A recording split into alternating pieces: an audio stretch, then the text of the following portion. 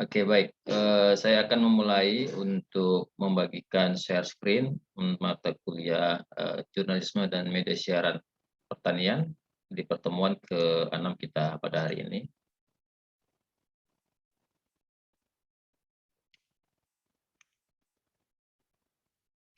Baik, tema kita adalah bentuk-bentuk media siaran pertanian.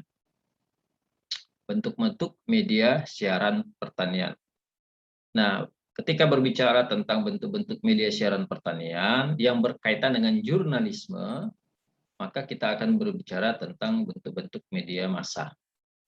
Bentuk-bentuk media massa yang dibedakan dengan bentuk-bentuk media sosial.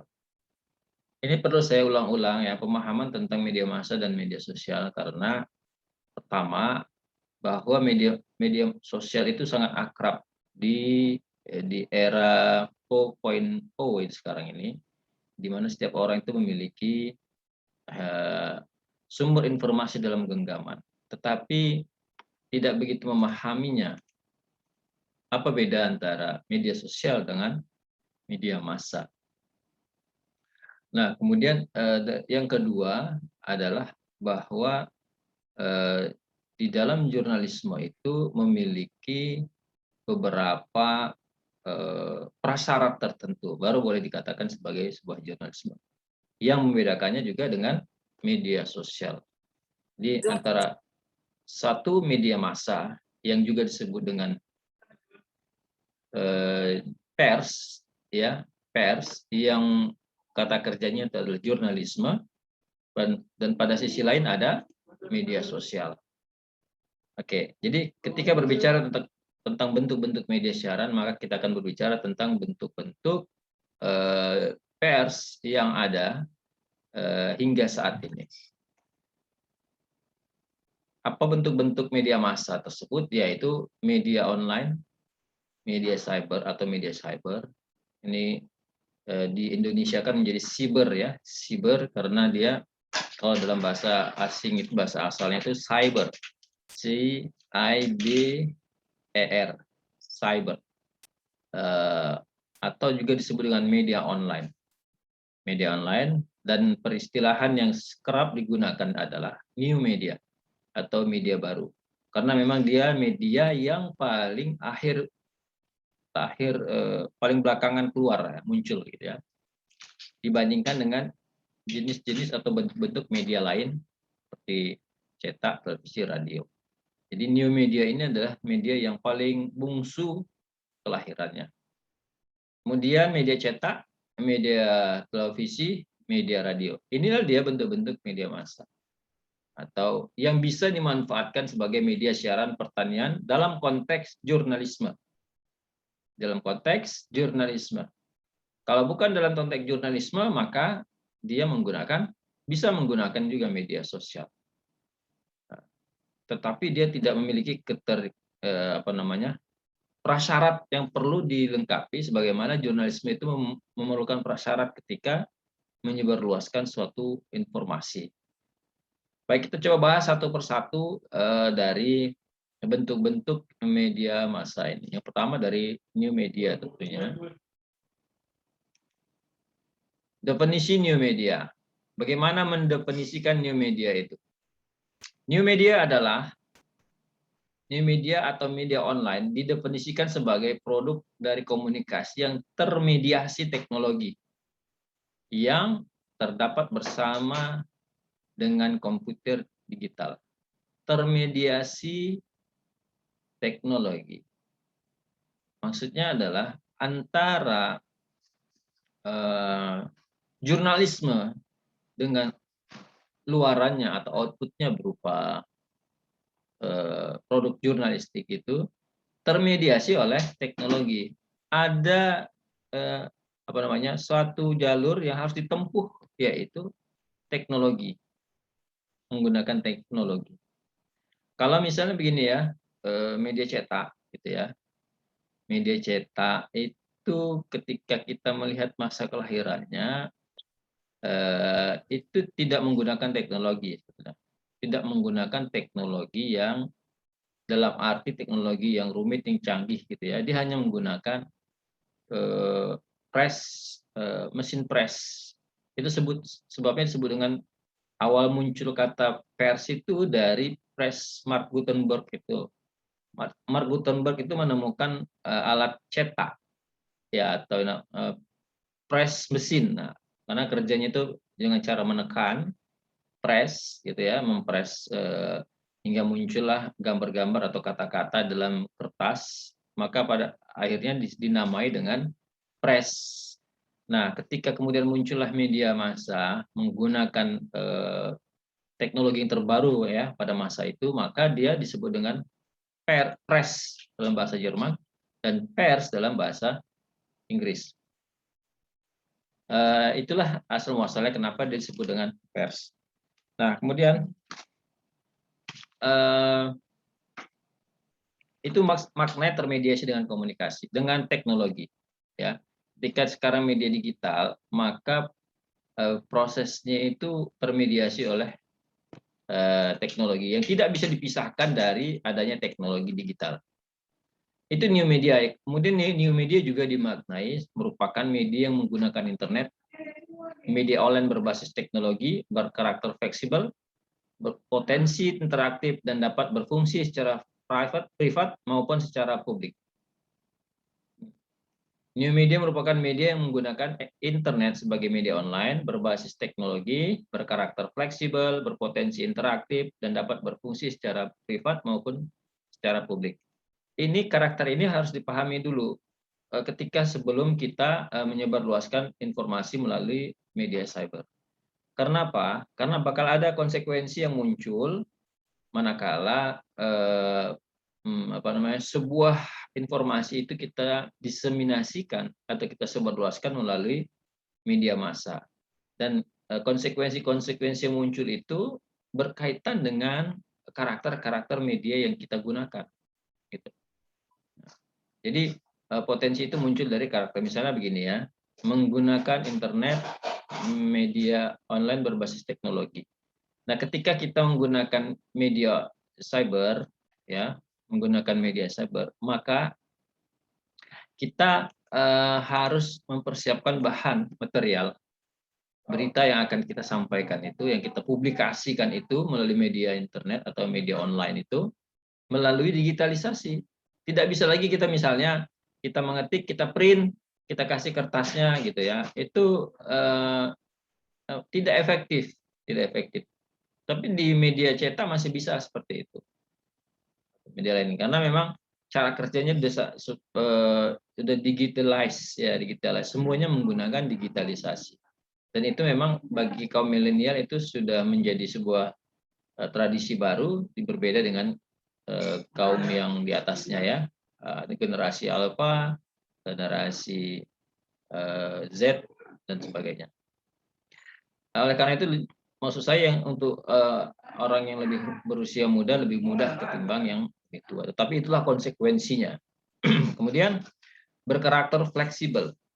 Jadi sebuah informasi itu bisa dikirimkan ketika ada terjadi kesalahan misalnya, itu bisa diperbaiki. Berbeda ketika dengan di koran, di televisi maupun di radio. Ketika sudah ditayangkan, sudah disiarkan, itu tidak bisa lagi diralat. Tidak bisa diralat karena sudah ditayangkan itu. Nggak bisa diulangi lagi. Dia berbeda dengan media cyber. Ya. Media cyber itu sangat fleksibel dia. Kemudian berpotensi interaktif. Nah, informasi kita sebarluaskan itu sangat mungkin bisa dikomentari oleh orang lain. Komentar itu bisa positif maupun negatif. Bisa saja komentar itu negatif itu bersifat hukum, ya, atau yang terkait dengan delik hukum. Nah, ini harus disadari dulu. Kalau misalnya sebuah informasi kita ternyata ada delik hukumnya, orang bisa kemudian memproses itu melalui informasi yang sudah kita siarkan itu. Ya, jadi di dalam komentar negatif juga di dalamnya ada delik hukum, bersifat privat maupun secara publik. Ya, jadi bisa untuk pribadi maupun bisa secara umum atau untuk masyarakat secara luas. Nah, beberapa karakter dari media digital dapat dimanipulasi, bersifat jaringan interaktif, singkat, dan padat. Jadi begini, maksudnya dapat dimanipulasi itu apa? Bahwa gambar misalnya, gambar itu bisa dimanipulasi, kemudian video juga bisa dimanipulasi, ya. Kemudian apa namanya, kata-kata, tetapi itulah dia yang membedakan, ya, antara media massa dengan media sosial dalam konteks digital, informasi melalui digital. Di dalam media massa, dia apa namanya, memiliki mekanisme yang disebut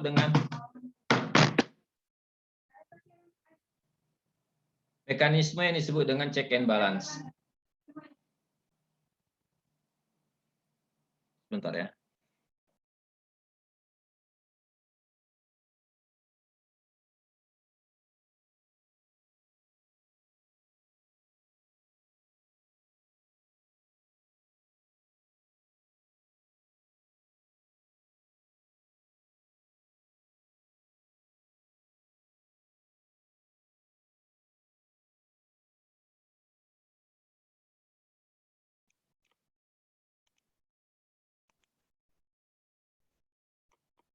Oke, kita lanjutkan lagi. New media terbentuk dari interaksi antara manusia dengan komputer dan internet secara khusus. Ya, secara khusus. Jadi itu tadi yang saya teruskan, apa yang membedakan antara media massa dan media sosial itu. Sama-sama menggunakan teknologi digital dalam diseminasi informasi, penyebarluasan informasi. Tetapi di media massa dia memiliki mekanisme yang merupakan prasyarat, sedangkan di media sosial dia tidak ada mekanisme yang menjadi prasyarat. Oleh karena itu, manipulasi itu lebih berpotensi terjadi di media sosial. Kita sering mendengar fake news atau hoax misalnya. Fake news, hoax itu lebih sering terjadi di media sosial. Istilah fake news dan hoax itu kan lebih populer itu kan di masa 4.0 sekarang ini ya. Di masa gelombang keempat teknologi, revolusi industri ini, revolusi teknologi itu kan mulai belakangan ini muncul. Artinya apa? Dia beriringan munculnya istilah-istilah fake news dan hoax itu dengan munculnya digitalisasi media. Ya, sebelumnya ada atau tidak hoax itu ada, fake news itu ada, sebelumnya ada.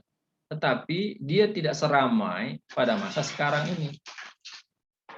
Artinya digitalisasi kemudian itu memberi peluang dari manipulasi yang lebih masif hingga kemudian menjadi istilah yang apa namanya di kuping kita itu menjadi sering terdengar, menjadi sering terdengar. Oke, kemudian selanjutnya beberapa spesifikasi. Internet merupakan jaringan yang di dalamnya terdapat media massa online atau cyber. Selain itu ada juga ragam media sosial dan informasi yang bukan dari media massa. Nah, ini apa namanya ya, yang perlu kita pahami juga bahwa informasi itu melalui jaringan digital, internet, jaringan digitalisasi atau jaringan internet. Oke. Nah, ada yang berasal dari media massa, tapi banyak juga yang berasal dari media sosial. Ya, berasal dari media sosial. Nah, kita harus bisa membedakan informasi-informasi yang berasal dari media massa dan berasal dari media sosial. Hubungan antara media massa dan media sosial dalam dunia digital ini bisa suatu hubungan yang menguntungkan, tapi bisa juga saling merugikan. Bisa juga merugikan. Menguntungkannya bagaimana? Misalnya begini, sejak munculnya media sosial, media massa kemudian memanfaatkan media sosial itu sebagai amplifier. Amplifier itu penderas penderas suara, semakin lantang suaranya, semakin deras. Kalau misalnya pakai pengeras suara itu kan semakin lantang ya suaranya. Nah, media sosial itu difungsikan sebagai amplifier. Misalnya ada satu koran atau satu media online, kompas.com misalnya, atau waspada ID misalnya ya. Nah, ketika mereka memiliki sebuah berita yang dianggap penting, maka berita-berita tersebut kemudian diamplify, disiarkan lagi melalui media sosial, disiarkan melalui Facebook, disiarkan melalui Twitter, Instagram, dan lain sebagainya, vlog, YouTube, dan seterusnya. Itu menderaskan informasi yang disampaikan oleh media massa. Tetapi pada saat yang lain juga bisa menjadi merugikan manakala misalnya sebuah informasi disampaikan melalui media sosial, kemudian dianggap sebagai informasi dari media massa yang ternyata adalah berita yang bersifat manipulatif atau berita yang dimanipulasi sebelumnya. Itu menjadi informasi yang merugikan. Secara hukum dia juga berbeda, nanti coba kita lihat sekilas juga. Nah, ada beberapa kelebihan dan kelemahannya. Kelebihannya memiliki kecepatan untuk melakukan sebuah interaksi. Dalam media cyber itu memiliki kecepatan untuk melakukan interaksi. Kalau di media cetak jelas skala kecepatannya karena berita hari ini baru bisa terbit besok. Kalau di media televisi hari ini bisa terbit hari ini, tetapi dia melalui proses redaksian atau melalui proses flow of copy. Sama halnya dengan media radio. Media radio juga harus melalui proses flow of copy karena disitulah dia prasyarat yang harus dimiliki oleh seorang berita yang ditampilkan oleh media massa. Tetapi melalui media cyber ini, flow of copy itu bisa dipangkas. Flow of copy itu seperti begini, saya gambarkan. Misalnya untuk menghasilkan sebuah suatu berita, wartawan itu harus pertama yang dilakukan adalah rapat dengan redaktur. Apa rencana liputan hari ini? Apa rencana liputan hari ini? Kemudian wartawan mengusulkan, redaktur menerima, misalnya, atau redaktur menugaskan, wartawan menerima penugasan, kemudian pergi ke lapangan, kemudian setelah itu melakukan peliputan, kemudian hasilnya dibuat menjadi berita, kemudian dikirim ke redaktur, redaktur melakukan proses editing, kemudian kalau ada kurang dilengkapi, kemudian baru disiarkan. Nah, di televisi juga sama seperti itu, ada semacam rapat program, buat program apa yang mau dilakukan, perencanaan, seterusnya sampai editing dan penyiaran. Tetapi dalam media cyber itu bisa dipangkas melalui jarak. Jarak itu bisa dipangkas dan berita-berita di dalam media cyber itu sering sekali, misalnya coba perhatikan, satu berita itu, satu peristiwa itu bisa beberapa berita. Kenapa? Karena satu berita yang pertama tidak kurang lengkap, begitu selesai langsung dikirim, kemudian berita kedua melengkapinya, berita ketiga melengkapinya perkembangan peristiwa itu, dan seterusnya dan seterusnya, hingga satu peristiwa itu bisa beberapa kali berita yang muncul. Nah, itu memangkas kemudian jalur mekanisme flow of copy-nya gitu. Tapi tetap melalui proses editing dari redaktur. Oleh karena itu kecepatan itu menjadi nomor satu dalam media cyber.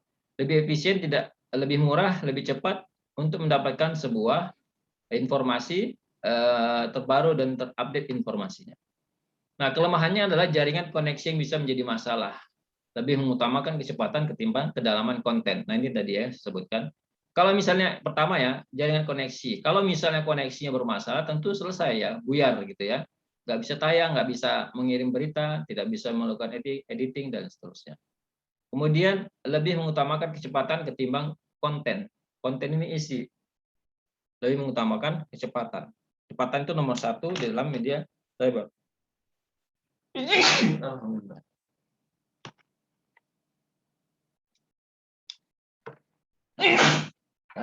Maaf ya. Jadi lebih mengutamakan kecepatan ketimbang kedalaman konten. Karena untuk membuat konten yang dalam itu memerlukan waktu, ya. Sementara kecepatan, ketika mengutamakan kecepatan, maka kontennya akan tidak dapat lebih dalam. Nah, ini yang membedakan antara media massa dengan media cyber. Di internet itu ada media cyber, kemudian ada media sosial. Ini media cyber adalah bentuk media massa. Media sosial di luar bentuk media cyber. Nah, dalam media cyber secara administratif harus berbadan hukum dan terverifikasi oleh Dewan Pers. Dia harus punya terdaftar di Kemenkumham ya, media cyber ini. Kemudian terverifikasi. Nah, ada yang terdaftar di Kemenkumham saja tapi tidak terverifikasi ada. Tetapi ketika terverifikasi maka kompetensi wartawan itu sudah teruji artinya. Ya, kelengkapannya dan seterusnya. Nah, di media sosial tidak ada, secara administrasi tidak harus berbadan hukum dan tidak terverifikasi oleh Dewan Pers. Kita harus bisa punya akun media sosial sampai banyak ya. Twitter punya lebih dari satu bisa. Vlog kita bisa punya di YouTube dan seterusnya ya. Tidak perlu pakai syarat-syarat hukum ya.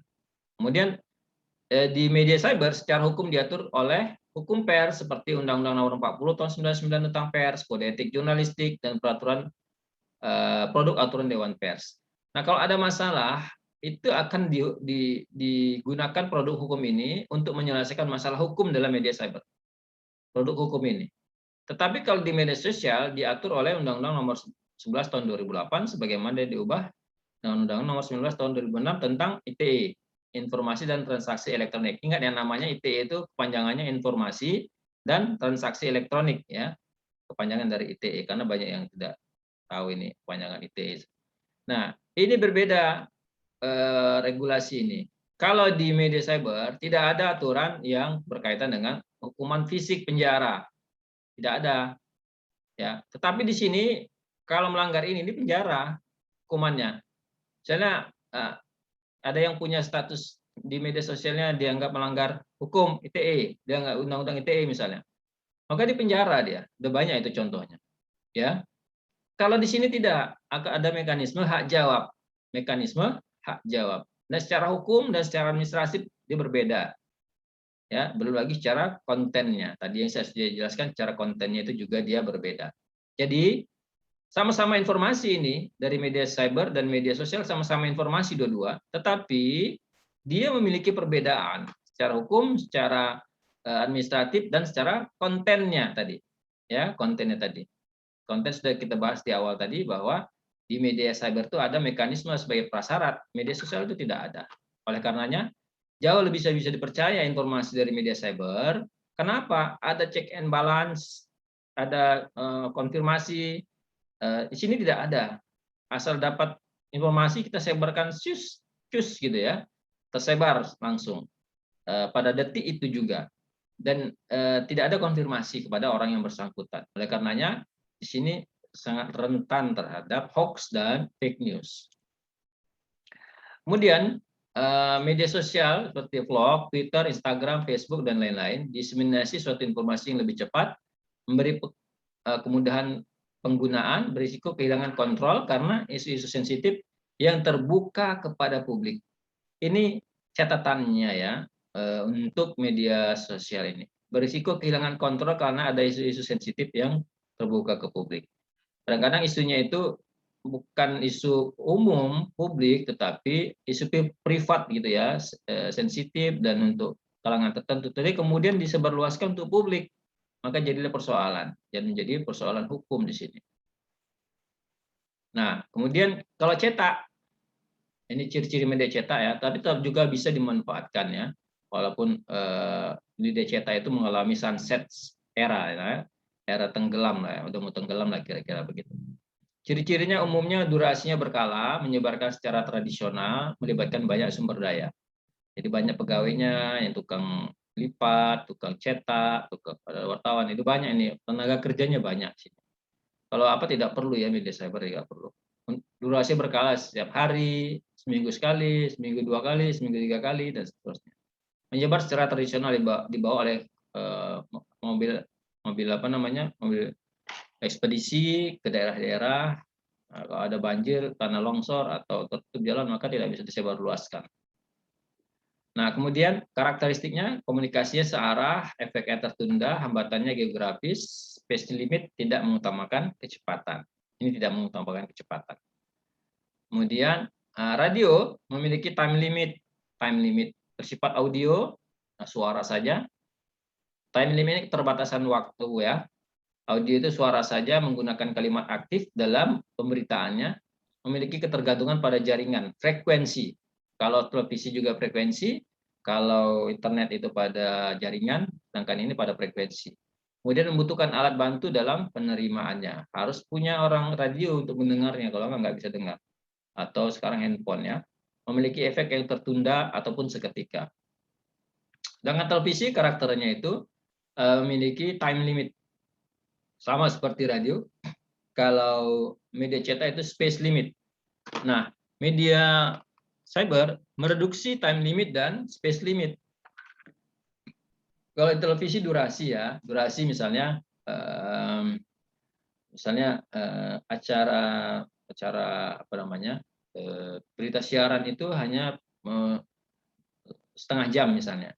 Ada terdiri dari 15 atau 20 berita yang dibacakan, yang tayangkan. Satu berita itu hanya beberapa 1 menit atau 2 menit saja. Itu time limit namanya, nggak bisa terlalu lama. Tetapi di media cyber itu mereduksi semuanya itu. Bisa panjang, tidak ada space limitnya. Ya, kemudian waktunya itu juga bisa lama gitu. Tergantung mau nonton atau enggak orangnya gitu. Ya, jadi dibatasi oleh hal tersebut. Kemudian menggunakan kalimat aktif. Nah, catat ya, untuk menggunakan kalimat aktif di dalam penulisan berita di dalam media massa. Lebih cenderung kepada kalimat aktif ketimbang kalimat yang negatif. Kalimat aktif itu salah satu contohnya menggunakan kata me, bukan menggunakan awalan di ya. Memiliki ketergantungan pada jaringan frekuensi, membutuhkan alat bantu dalam penerimaannya, memiliki efek tertunda dan seketika. Oke.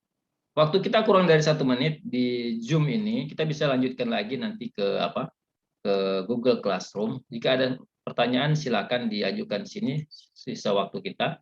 Kalau tidak sempat, lanjut ke Google Classroom. Silakan.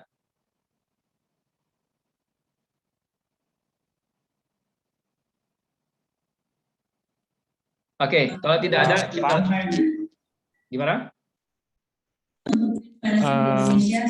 Mau nanya, Pak. Ya, lanjut.